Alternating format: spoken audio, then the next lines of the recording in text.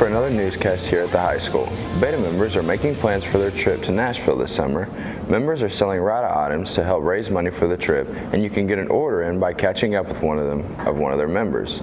A reminder to students going to Nashville is that you must turn in a $50 deposit by March 25th. Meanwhile, Skills USA members are also planning for a trip to their state competition the first week of April.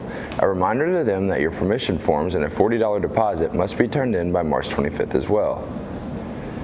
It's the end of the third quarter. That means that tutoring logs need to be turned in to Mrs. Reedus by the end of the day, and they must be signed by a cooperating teacher. Seniors, there are still many scholarships available for you to apply for. The Crawford Price Memorial Scholarship is for any senior who has shown livestock at the fair as a 4-H or FFA member. The Richard Mobley Trade Scholarship is for any student enrolled in a class at the Career Center. The Dick Brummett Scholarship is for anyone planning to go to Three Rivers in the fall. And the last two scholarships are open to all seniors. The Winter Sports Banquet is coming up Monday night. It will be for all basketball players and cheerleaders. It will start at 6 o'clock in the high school gym. Sports physicals are also coming up in a few weeks. They will be held for the high school athletes on Thursday, April 7th. They are being provided for free and required if you plan to play sports next year.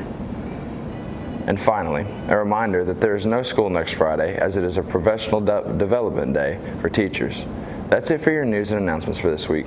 Here's Abby with sports. Thanks. The Donettes continued their playoff run this week in the sectional game against Park Hills Tuesday night. The game was played in Farmington, and the Donettes came out ready to play. Bailey would get the first points of the game with this short jumper from inside the paint. Later, McKenna brings the ball down the court and dishes it off to Allie for another 2 points. Park Hills would keep it close in the first half and take a 5-point lead at halftime.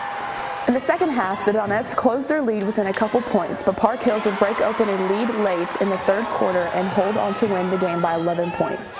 The Donettes ended the season with a record of 24-4. With basketball done for the year, the focus now turns to spring sports. The first baseball game is actually coming up next Friday as the Dons travel to Scott City to open their season. The softball team will play a home game against Eminence a week from Monday to kick off their season. And that's it for sports this week. Here's Justine with the weekend weather forecast.